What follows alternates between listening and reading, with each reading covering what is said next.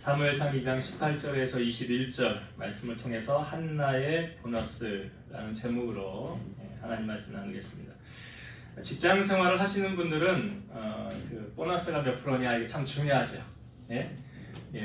상여금이 몇 프로냐. 그냥 월급 말고 따로 나오는 거잖아요. 상여금이 600%면 두 달에 한 번씩 보너스 나오는 거 아닙니까? 아무튼 보너스 받는 날 기분 좋잖아요. 생각지 않았던 수입이 또 들어오니까. 근데 하나님도 우리에게 생각지 않던 보너스를 주시는 하나님이시더라고요. 내가 생각하지 않았는데 전혀. 그런데 좋은 것을 우리에게 주시는 하나님이심을 한나를 통하여 우리에게 보여주고 있습니다. 여러분, 우리가 언제 하나님을 많이 찾게 될까요? 배부르고 등 따시면 하나님 잘 찾을까요? 아무 문제 없으면 하나님 잘 찾을까요? 근데 신앙생활 하다 보니까 별로 그런 것 같지는 않아요. 내 삶의 문제투성이면 이거 힘들고 어렵지 않습니까? 근데 오히려 그럴 때 더 하나님을 찾게 되지 않은가. 왜요? 아무리 주위를 둘러봐도 나를 도와주시기는 하나님밖에 없으니까. 하나님밖에 없으니까. 한나가 우리 한 2주 전에 저번 주 맥주감사주일이었고 그 전주에 한나 말씀을 살펴보았잖아요. 한나로 하여금 마음이 괴로워서 성전에 나가서 서원하면서 통곡하며 이제 기도하게 되지 않습니까? 그러니까 한나로 하여금 기도의 자리에 나아가게끔 만들어준 사람이 있더라. 바로 누구였습니까? 한나의 적수인 분인나였다는 거죠. 한나는 그 남편 엘가나하고 별 문제 없었습니다. 아이 없어도 상관없었어요. 왜냐하면 남편이 아이 없다고 구박을 하거나 미워하거나 그러지 않았거든요. 많이 사랑해 주었거든요. 그런데 아무 문제 없이 남편과 사이 좋으면 그저 하나님 안 찾아도 될 텐데, 근데 이 분인나가 한나를 얼마나 괴롭혔습니까? 이 식음을 전폐하고 맨날 눈에서는 눈물이 마르지 않게 하고 마음을 괴롭히니까 이 한나로 하여금 하나님을 찾게 만들었다는 거죠. 우리가 신앙생활을 하면서 놓치지 말아야 할 것인데 뭐냐면 한나의 문제가 어떻게 풀렸느냐 하는 것이죠. 한나가 남편하고 상의하면 그 문제가 풀리느냐, 아니면 분인나와 머리끄댕이 붙잡고 싸우면 풀리느냐. 성경은 이렇게 보여주고 있죠. 여호와께서 한나에게 임신하지 못하게 하시니, 여호와께서 한나에게 임신하지 못하게 하심으로, 이렇게 나와요. 그러니까 한나의 태의 문을 막고 계신 분이 누구시라고요? 하나님이시라고요. 그러면 한나의 문제는 누구와 풀면 풀리는 문제예요? 하나님하고 풀면 풀리는 문제예요. 우리 인생의 문제도 마찬가지라는 것이죠. 여러분들의 지금 당면하고 있던 어떤 문제로 고민하고 괴로워하든지 그 문제의 열쇠 키를 쥐고 계시는 분은 바로 하나님이시라는 거예요. 그래서 하나님을 성경에 이렇게 소개하죠. 열면 닫을 사람이 없고 닫으면 열 사람이 없더라.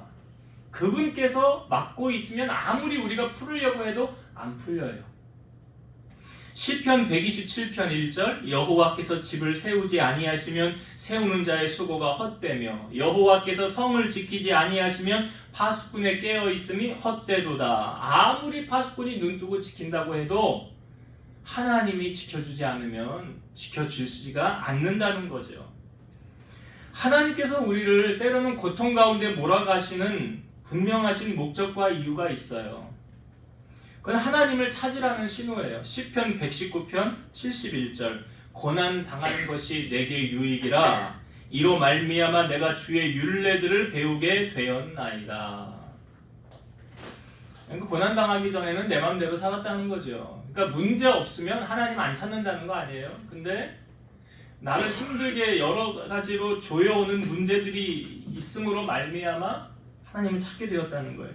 우리가 기도해야 하는 이유는 무엇입니까? 여러분, 기도하지 않았는데 그 문제가 그냥 해결되었다고 가정해 봅시다. 그러면 하나님이 도와줘서 해결된 거예요? 아니면 그냥 우연히 해결된 거예요? 기도 안 했는데도 문제가 해결됐다? 그러면 하나님이 도와줬다라고 별로 인정을 하지 않습니다. 그냥 됐나 보다. 그냥 시간이 지나니까 해결되었나 보다. 그런데 어떤 문제로 하나님 앞에 기도하였더니 하나님이 내 기도를 들으셔서 응답하셔서 그 문제가 해결되었다면 그건 분명히 누가 도와주신 거예요? 하나님 도와주신 거예요. 우연히 된 게 아니에요. 그러니까 한나의 경우도 마찬가지죠. 한나가 사무엘을 얻은 다음에 그 아들 이름을 왜 사무엘이라고 했다고요? 한나가 사무엘 나온 다음에 이렇게 말하잖아요. 내가 여호와께 그를 구하였다. 이 사무엘이라는 이름의 뜻이 하나님이 들으신다라는 뜻이에요. 한나는 하나님께 통곡하며 서원하면서 기도하였는데 그 기도했던 내용이 이거죠. 만군의 여호와여, 주의 여종의 고통을 돌보시고 나를 기억하사 주의 여종을 잊지 아니하시고 주의 여종에게 아들을 주시면 내가 그의 평생의 그를 여호와께 드리고 삭도를 그 머리에 대지 아니하겠나이다. 삭도를 머리에 대지 않는다는 말은 그를 나시린으로 하나님께 드리겠다라는 그런 의미죠. 여러분, 서원기도, 제가 2주 전에 설교하면서도 말씀을 드렸던 것 같은데 서원기도는 하나님과 계약을 하는 거라고 그랬잖아요. 하나님과 딜을 하는 거라고 그랬잖아요. 하나님이 이렇게 해주시면 내가 이렇게 하겠다라는 거예요. 한나가 아직 아들이 없었잖아요. 하나님이 아들을 주시면 내가 그 아들을 하나님께 드리겠습니다. 이게 하나님하고 서원이잖아요. 나 아직 아이 없는데요. 아이 못 낳는데요. 주시면 하나님께 드리겠습니다. 이런 서약을 하나님과 한 거예요. 아니, 아들 없이 평생 혼자 사는 게 낫습니까? 아니면 아들을 낳아서 하나님께 드리는 게 낫습니까? 여러분 같으면 어떤 선택을 하실래요? 뭐 말할 것도 없죠. 근데 한나가 정말로 아들을 낳게 되었죠. 문제는 하나님께로부터 기도 응답을 받은 다음에, 하나님이 아들을 주신 다음에, 그 다음에 어떻게 하느냐. 이게 사람이 참 간사해요. 우리가 화장실 들어갈 때 하고 나올 때 하고 왜 사람 마음이 다르다고 합니까? 제가 가끔 저기 멀리 장거리를 갈 때요, 화장실을 못 가고 그냥 가는 경우가 있어요. 그러면 가다가 마음이 급해집니다. 빨리 화장실을 가야 돼. 그러면 휴게소 가기 전까지 속도를 막 밟는 거예요. 내가 급하니까 화장실을 빨리 가야 되니까. 그래서 화장실에 휴게소 도착을 해서 화장실을 들어갔다 나오면 그 다음부터는 운전을 하는데 제가 어떻게 운전을 할까요? 예, 천천히 여유 있게 합니다.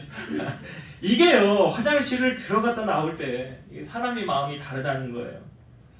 한나가 꿈에 그리던 아들을 낳지 않았습니까? 세상을 다 얻은 기분 아닐까요? 야, 이제 나도 엄마가 됐다. 근데 한나가 아들을 낳으면, 하나님이 아들 주시면 어떻게 한다고 그랬죠? 하나님께 드린다고 그랬잖아요. 근데 막상 아들을 낳고 내 품에 안고 젖을 먹이고 얘와 같이 잠을 자고 뒹굴고 기저귀 갈아주고 뭐 이렇게 하면서 같이 지내다 보니까 이런 마음이 들 수 있잖아요. 아이, 괜히 서운했나? 아니, 그냥 자연히 임신되어서 아들이 생길 수도 있는데 괜히 서운한 거 아니야? 근데 한나는 눈에 넣어도 안 아픈 이 아들을, 이 사무엘을 하나님께 드리는 것을 보게 되죠. 이 남편 엘가나가 하나님 앞에 제사를 지내러 이제 매년제를 드리러 갈 때 이제 한나와 이 사무엘은 놓고 가잖아요. 그래서 한나가 이렇게 말하죠. 아이가 젖을 때거든 내가 그를 여호와 앞에 데리고 가서 거기에 영원히 있게 할 것입니다 라고 이야기해요. 이게 젖을 떼는 시기가 언제냐, 보통 보니까 생후 2세에서 3세, 보통 3세로 추정을 해요. 그러니까 사무엘이 이제 한나의 젖을 떼면 어느 정도 아이가 좀 걷기도 하고 말도 좀 하면 그런 시점이죠. 그러면 내가 이제 이 아이를 하나님께 드리겠다라고 말해요. 한나는 그 약속을 하나님께 지키죠. 아이가 젖을 떼고 이제 제사를 지내러 갈 때 사무엘을 데리고 그 당시 이제 제사장이었던 엘리에게로 데리고 갑니다. 그리고 이런 말을 하죠. 내 주여, 당신의 사심으로 맹세하나이다. 나는 여기서 내 주 당신 곁에 서서 여호와께 기도하던 여자라. 이 아이를 위하여 내가 기도하였더니 내가 구하여 기도한 바를 여호와께서 내게 허락하셨습니다. 그러므로 나도 그를 여호와께 드리되 그의 평생을 여호와께 드리나이다. 질문 하나 드려볼게요. 한나가 사무엘을 이제 하나님의 제단에 드린 거 아닙니까? 그 드렸을 때 한나의 마음이 기뻤을까요? 슬펐을까요? 네? 기뻐요? 아니, 자기 품 안에서 낳은, 내 배에서 낳은 아들을 이제 하나님 앞에 드리고 보고 싶어도 볼 수도 없는데, 내 마음대로 보고 싶다고 볼 수 있는 것도 아닌데 기뻤을까요? 예, 여러분의 말이 맞았어요. 자, 성경을 한번 봅시다. 사무엘상 2장 1절부터 제가 읽어볼게요. 사무엘상 2장 1절부터 제가 3절까지 읽어볼게요. 한나가 기도하여 이르되 내 마음이 여호와로 말미암아 즐거워하며 내 뿔이 여호와로 말미암아 높아졌으며 내 입이 내 원수들을 향하여 크게 열렸으니 이는 내가 주의 구원으로 말미암아 기뻐함이니이다. 여호와와 같이 거룩하신 이가 없으시니 이는 주밖에 다른 이가 없고 우리 하나님 같은 반석도 없으심이니이다. 심히 교만한 말을 다지하지 말 것이며 오만한 말을 너희의 입에서 내지 말지어다. 여호와는 지식의 하나님이시라 행동을 달아 보시느니라. 한나가 하나님께 사무엘을 드리고 난 다음에 기도하며 올리는 내용입니다. 근데 처음에 뭐라고 그래? 내 마음이 여호와로 말미암아 즐거워하며, 즐거워한대잖아요. 내가 주의 구원으로 말미암아 기뻐합니다. 그러니까 정말 한나는 사무엘을 이렇게 하나님의 제단에 놓고 오면서 그의 마음이 슬픈 마음이 아니라 정말 주님이 주시는 기쁨의 마음으로 충만했다는 거죠. 여러분, 한나가 이렇게 기뻐할 수 있었던 요인은, 한나는 하나님과 사무엘 중에 어느 편을 더 사랑했을까요? 네? 하나님을 더 사랑했기 때문에 그는 기뻐할 수 있었던 거예요. 하나님을 더 사랑했다고요. 한나가 믿는 하나님은 어떤 하나님이신 줄 아십니까? 자, 성경을 또 보세요. 사무엘상 2장 6절부터 8절을 볼게요. 한나는 하나님을 이렇게 소개하고 있어요. 여호와는 죽이기도 하시고 살리기도 하시며 수월에 내리기도 하시고 거기에서 올리기도 하시는도다. 여호와는 가난하기도 하시고 부하기도 하시며 낮추기도 하시고 높이기도 하시는도다. 가난한 자를 징토에서 일으키시며 빈궁한 자를 거름더미에서 올리사 귀족들과 함께 앉게 하시며 영광의 자리를 차지하게 하시는도다. 땅의 기둥들은 여호와의 것이라 여호와께서 세계를 그것들 위에 세우셨도다.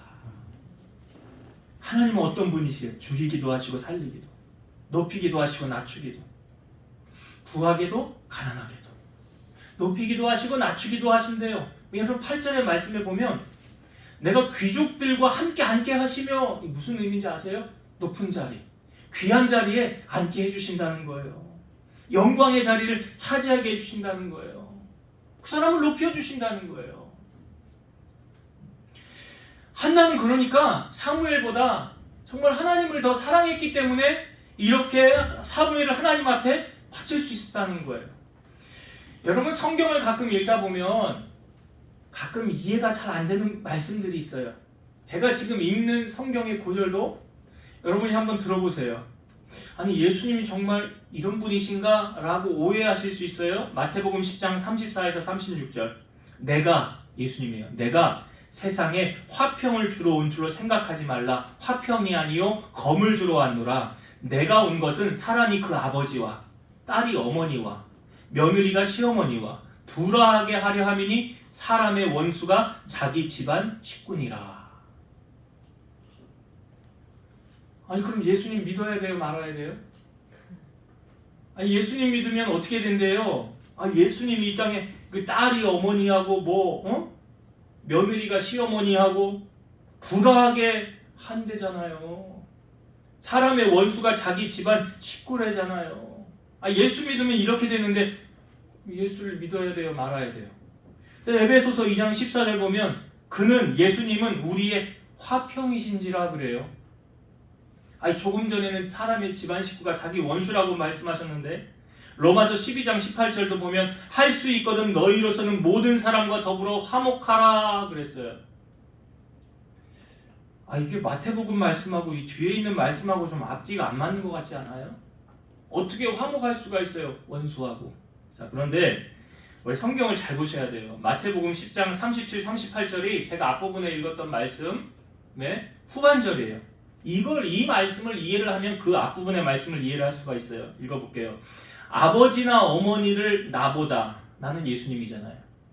아버지나 어머니를 나보다 더 사랑하는 자는 내게 합당하지 아니하고 아들이나 딸을 나보다 더 사랑하는 자도 내게 합당하지 아니하며 또 자기 십자가를 지고 나를 따르지 않는 자도 내게 합당하지 아니하니라.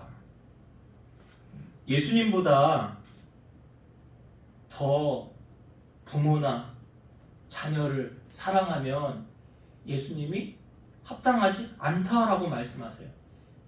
이게 안 되어지는 경우에 사람의 원수가 식구가 자기 원수가 될 수 있는 거예요. 이것이 되어지면 집안의 식구가 원수가 되어지지 않는 거예요. 그러니까 앞뒤 말씀을 이해를 하고 성경을 보셔야 돼요.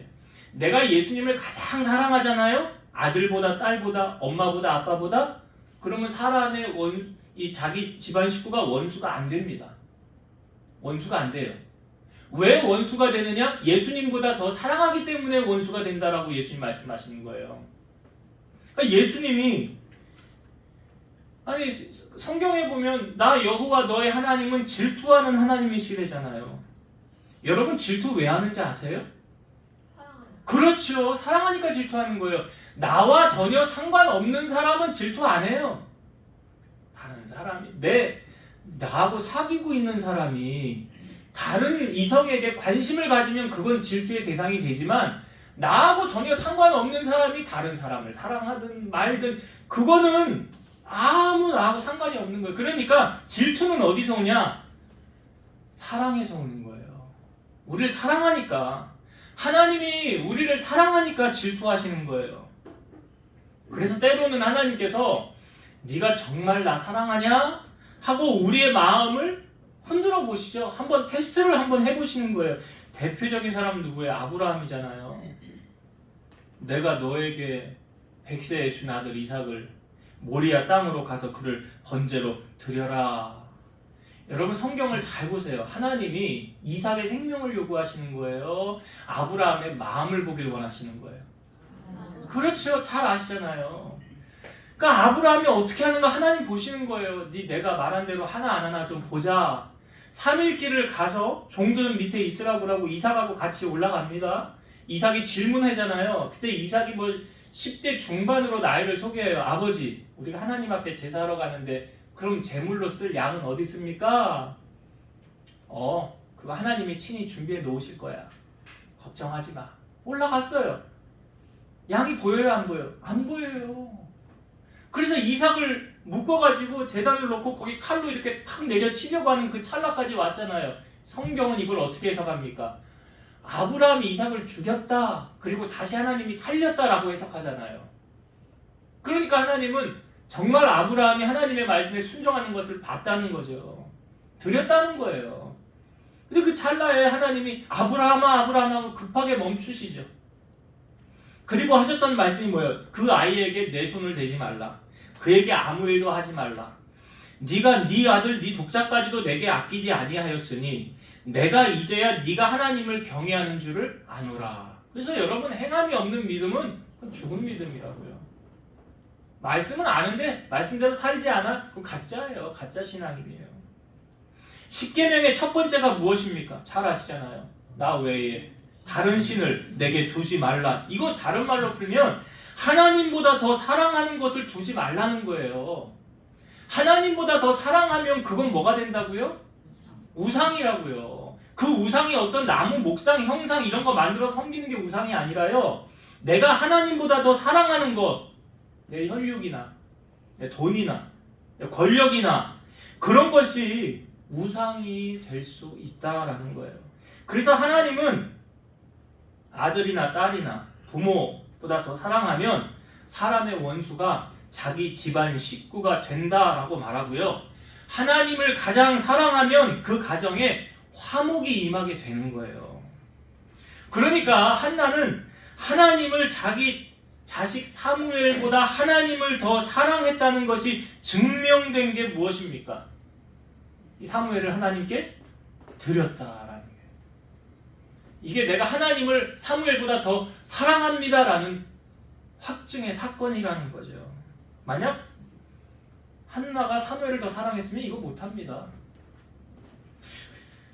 대조적으로 그 당시의 제사장이 엘리잖아요. 엘리에게 두 아들이 있었는데 이 홈리와 비느하스도 제사장들이었어요.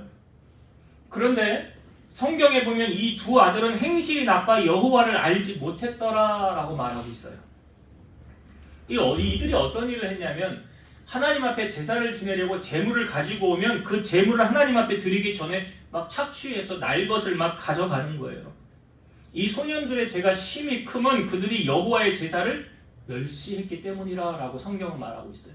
그러니까 예배를 멸시하고 예배를 방해하는 거 하나님이 절대로 기뻐하지 않으십니다.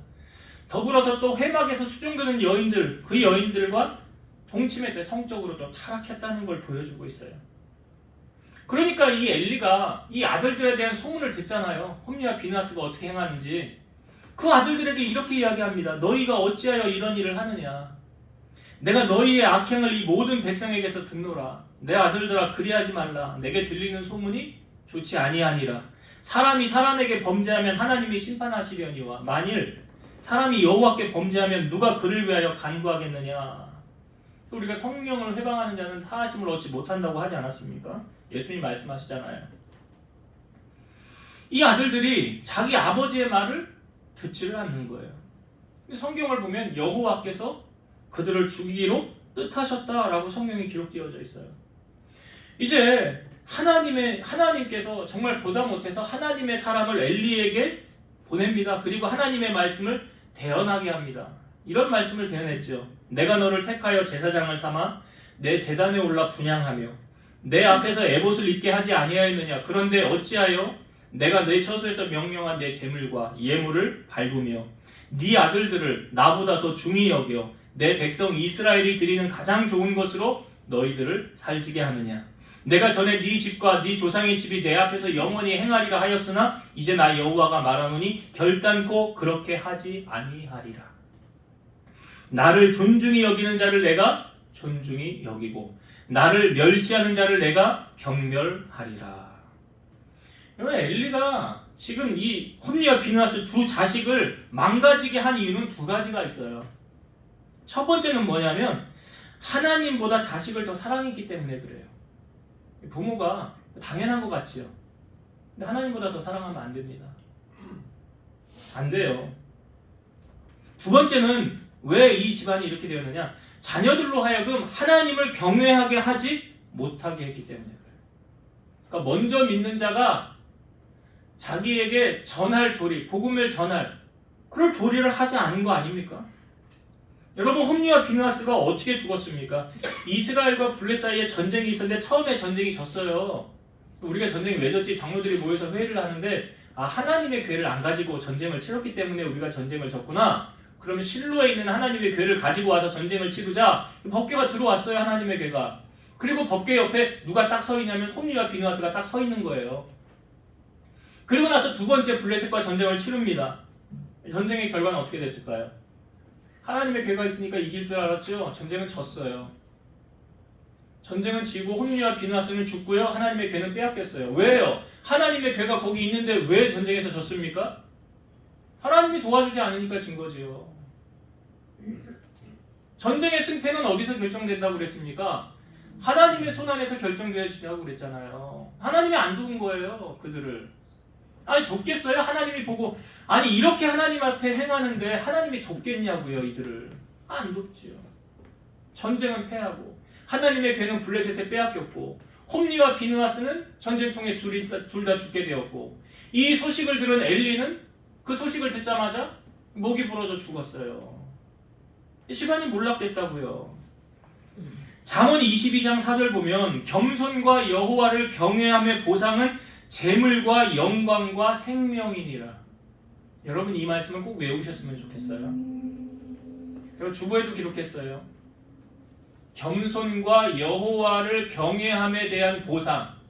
따라오는 게 뭐가 따라오냐? 겸손히 여호와를 잘 경외하면 세 가지가 따라와요. 첫 번째 뭐예요? 재물. 돈이잖아요. 하나님 돈 주신다고요.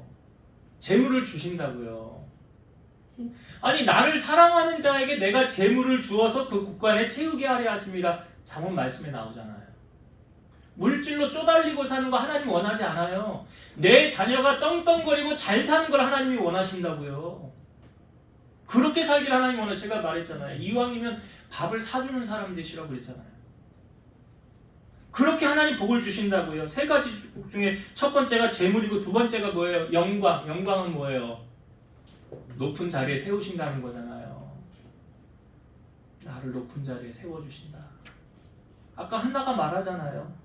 귀족의 자리에 앉게 하시고 영광의 자리를 차지하게 하신다. 그 다음에 세 번째가 뭐라고요? 생명이라고요.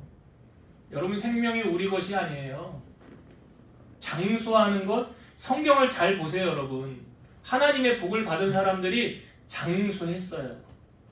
여호와를 경외하는 자는 장수한다는 축복이 있어요. 그 축복을 하나님이 허락하신다라고 하잖아요. 그러니까 오늘 한나를 보면서 엘리를 보면서 우리는 어느 편에 서야 되는가 잘 판단하세요. 나는 어느 편에 서야 되겠는가? 이 성경이 교과서 아닙니까? 자, 한나는 하나님과 한 약속을 지켰죠. 이제 매년 제사제를 드리러 갈 때 이제 한나가 사무엘을 그때 한 번씩 보는 거예요. 근데 가기 전에 이 한나가 뭐 했냐면 손수 이 실을 짜가지고 천을 짜서 지은 새 겉옷을 만들어서 이 사무엘에게 가져다 줍니다. 한나가 머릿속에 사무엘을 생각하면서 그 겉옷을 지을 때, 그 만들 때 그 머릿속에 그 온통 사무엘 생각으로 가득 차지 않았겠어요? 야, 이제 1년 뒤에는 얼마나 컸을까? 그 사이즈에 맞춰서 옷을 이제 만들어 가니까 거기에 얼마나 정성이 들어가겠어요? 또한 사무엘을 얼마나 생각하겠어요? 제가 며칠 전에 그 주일날 오후에 집에 와서 잠깐 쉬면서 슈퍼맨이 돌아왔다라는 프로를 잠깐 봤어요. 그런데 거기에 그 홍현이하고 제이슨하고 결혼을 해서 자녀를 낳았잖아요.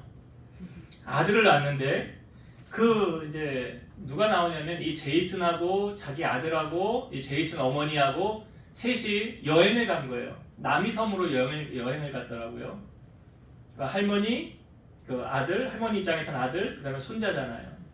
너무나 행복하고 즐거운 시간을 보내더라고요. 근데 이 아이가 이제 막 걸어 다니고 말도 조금씩 하고 알아들어요.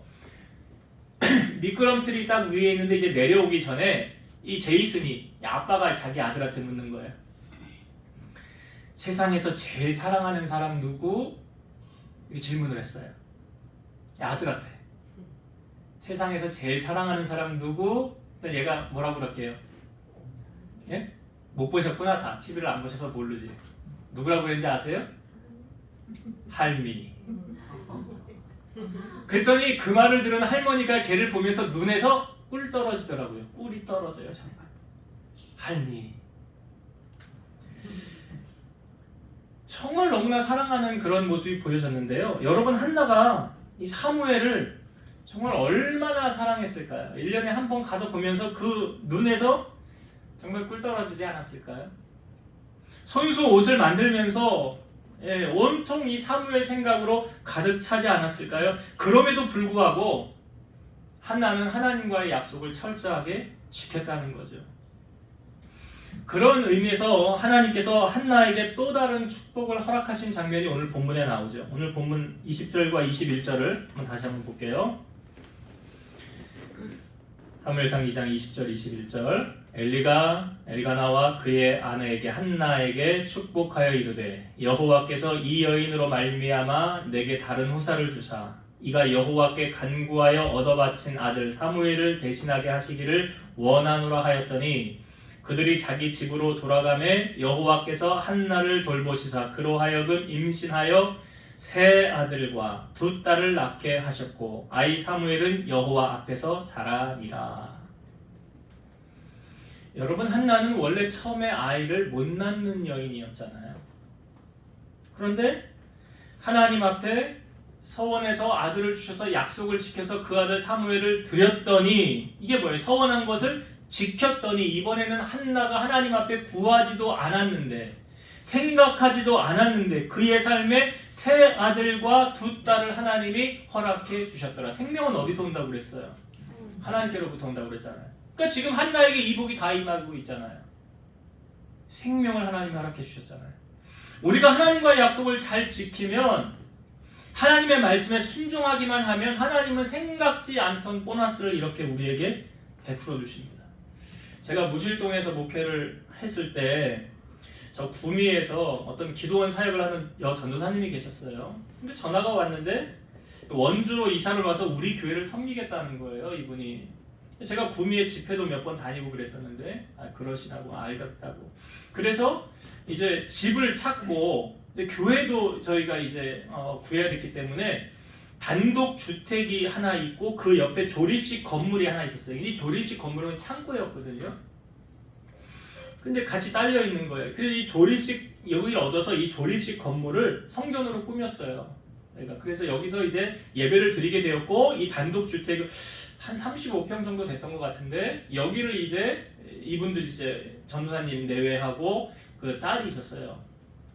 늦둥이 딸이 있어. 큰 딸은 이제 시집을 갔고 늦둥이 딸이 있었는데, 이 세 식구가 이제 일로 이사를 와서 우리 교회를 같이 섬기게 됐어요. 근데 이 딸이 이제 실업계 고등학교를 다녔는데 고3이었어요. 전학을 와서 학교를 다니다가 이제 대학을 가기 전에, 이제 원서를 쓰기 전에 그냥 저에게 하나님이 주신 감동이 이런 거였어요. 이 아이에게, 야, 하나님이 너에게 옥합을 깨트리라고 한다. 그런 감동을 나에게 주셨다. 전했어요. 그랬더니 이 아이가 자기 저금통이 있는 거를 이제 다 저금통 돼지 배를 갈은 거죠. 그걸 갈라서 이제 헌금을 드린 거야, 하나님 앞에. 헌금을. 자기 딴에는 이제 이게 옥합을 깨트린 거예요. 그래서 그걸 하나님 앞에 드렸어요. 나는 뭐 그냥 이제 하나님이 주신 감동 따라 전한 것 뿐이었고, 이 아이가 여자 아이인데 그걸 이제 순종을 한 거예요.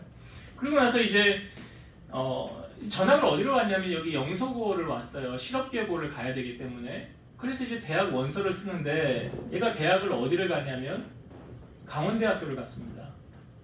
이 영서고에서 강원대 가면 잘 간 거 아니에요? 잘 간 거잖아요.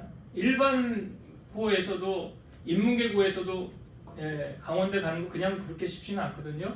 근데 저는 이걸 보면서 하나님이 이 아이의 중심을 또 보셨구나, 받으셨구나, 거저되는 것은 없구나.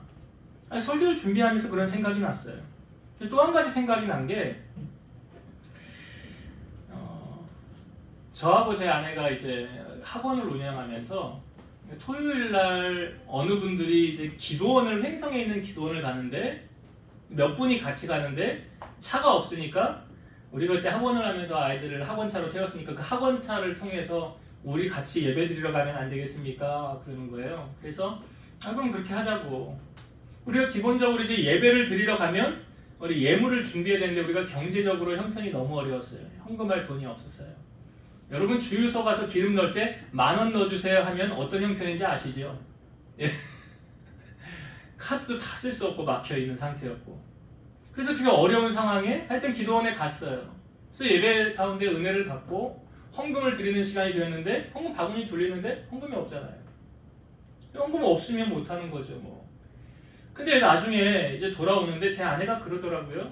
하나님, 내가 하나님 앞에 헌금을 드리고 싶은데 헌금이 없네요. 근데 자기의 손을 보니까 손가락에 금반지 한 돈이 있더라는 거예요. 그래서 이 금반지 한 돈을 하나님 앞에 빼서 드렸대요. 그리고 나서 오면서 얘기를 하더라고요. 하나님 앞에 헌금을 드리고 싶은데 돈이 없잖아. 근데 금반지 한 돈, 이걸 하나님이 내게 보게 하셔서 감동이 와서 그걸 드렸다는 거예요. 되게 학원을 운영하면서 하나님이 물질로 부유하게 하지 않으시죠. 어려웠어요. 물질의 연달을 받는 과정이었어요. 그리고 이제 은혜를 잘 받고 그냥 집에 돌아왔어요.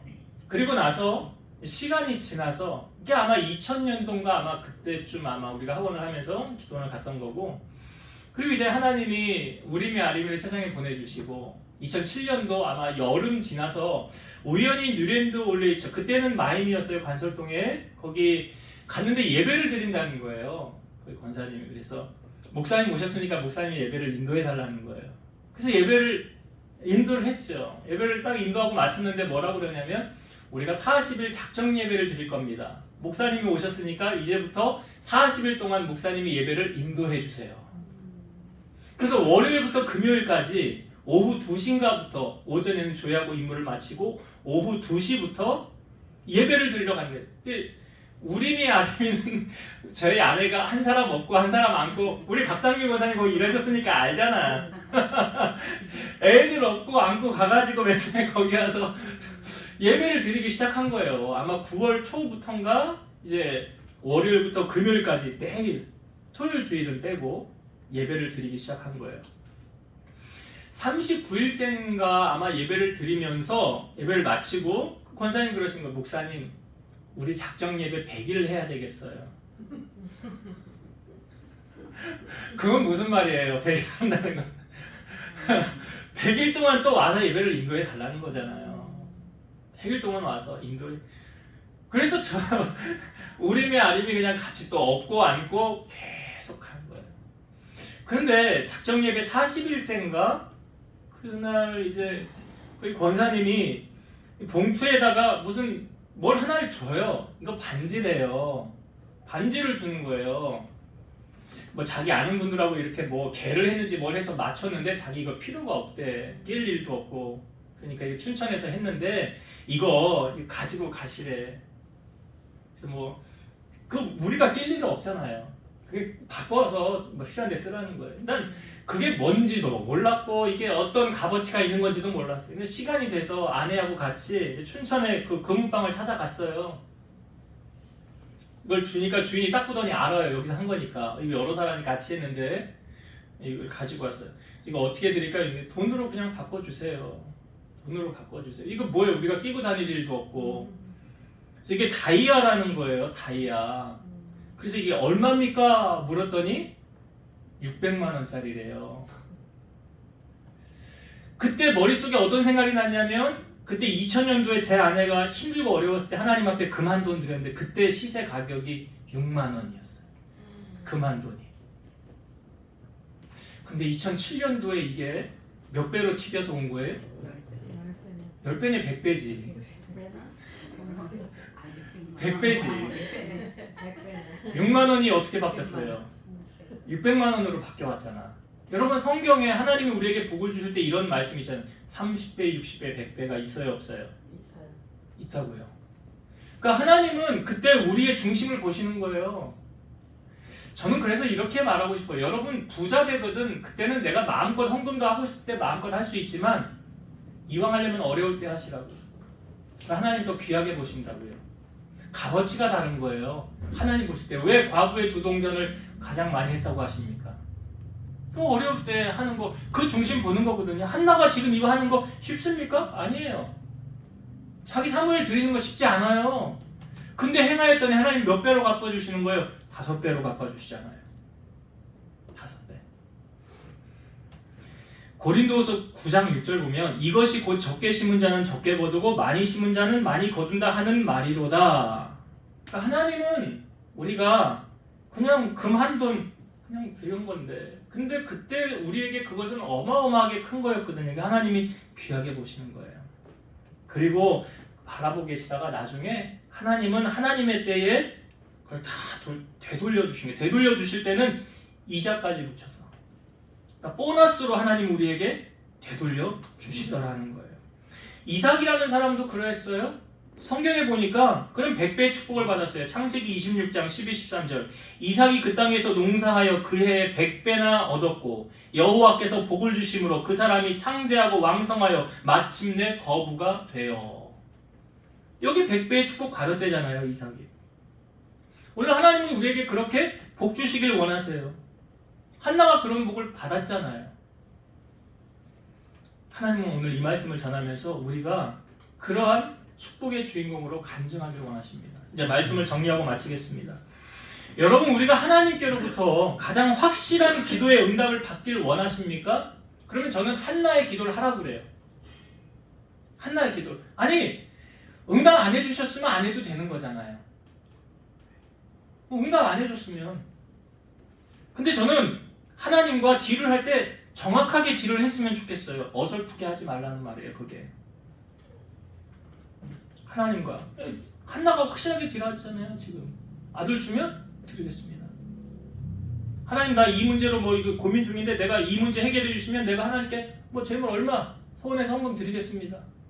아니 뭐 그런 거 있잖아요. 여러 가지 여러분 마음에 감동이 오는 거. 도저히 해결할 수 없는 문제를 만났을 때 이거 해결해 주시면 하나님이 해결해 주신 거니까 그에 대한 보상으로 내가 이렇게 하겠습니다. 이걸 두루뭉술하게 하지 마시고 하나님 앞에 정확하게 딜을 정확하게 하나님 앞에 하세요. 이 한나의 기도는 하나님께서 살아 역사하시고 내가 너를 만나 주신다는 그 약속이잖아요. 응답해 주신다는. 그래서 여러분들이 그렇게 확실하게 하나님과 딜을 좀 하세요. 정말 내가 해결할 수 없는 문제를 만났을 때는 그렇게 기도하시고, 두 번째 하나님께 손해보는 일을 우리는 해야 된다는 거예요. 하나님께 손해보는 일을 하라는 거예요. 왜 그런지 아세요? 하나님은 우리에게 더 주면 더 줬지 조금 주시지 않아요. 오늘 한나를 보세요. 절대 하나님은 우리를 손해 입히시지 않아요. 오늘 왜 제목을 제가 한나의 보너스라고 했습니까? 한나가 생각하지 않았던 보너스를 이건 5배로 받은 거 아니에요 지금? 하나를 드렸더니 5 아이를 주셨잖아요. 그러니까 우리의 마음이 하나님께 있냐 없냐 그 중심을 하나님이 보신다는 거예요. 그래서 여러분 하나님을 기쁨으로 헌신하면 하나님은 제가 하나님의 축복을 누려본 걸까 기본 2배 기본이 2배예요. 하나님 우리에게 갚아주실 때. 그 다음에 10배 그리고 성경에 말하는 30배, 60배, 100배 더 크게는 1000배, 10,000배로 하나님은 돌려서 갚아주시더라. 여러분 이것을 내가 머리로만 알고 행하지 않으면 이 축복이 나에게 옵니까? 안 와요. 안 온다고요. 순종하지 않으면 내 복이 안 돼요. 한나처럼 행해야지. 행하는 믿음. 행하고 나서 그 다음에 하나님이 어떻게 하시는가? 그걸 기대하셔야지. 말씀대로 살지 않고 복 주세요는 하나님은 그런 하나님 아니에요. 심은 대로 거두게 하시는 공짜의 하나님 없어요. 그래서 여러분 이 말씀 잘 새기셔서 우리 한나는 기도 응답도 받고 약속을 지켰더니 하나님이 보너스를 이렇게 많이 주셨네. 나도 보너스 받는 인생 돼야 되겠다. 이런 인생을 살아서 하나님의 복을 받고 간증하는 여러분 되시기를 주의 이름으로 축원드립니다. 기도하시겠습니다. 지금도 살아서 역사하시는 하나님, 우리의 행동을 달아보시는 하나님, 우리가 무슨 말을 하는지 그 중심을 다 아시는 하나님, 오늘 한나를 통하여 주시는 은혜를 우리가 함께 나누었습니다. 한나는 정말로 하나님 앞에 서원해서 응답받았고 그 받은 약속을 하나님 앞에 지켰습니다. 그랬더니 생각지도 않았던 보너스 3 아들과 2 딸을 하나님이 다시 허락하여 주셨습니다. 우리 하나님은 이처럼 우리에게 좋은 것 주기 원하시는 하나님이시라는 것을 우리가 깨달았사오니 사랑하는 성도들이 하나님 앞에 더욱 마음을 드리고 말씀에 순종함을 통하여서 하나님의 이 축복을 다 누리고 살아가는 주인공 되게 하여 주옵소서. 예수님 이름으로 기도드리옵나이다. 아멘.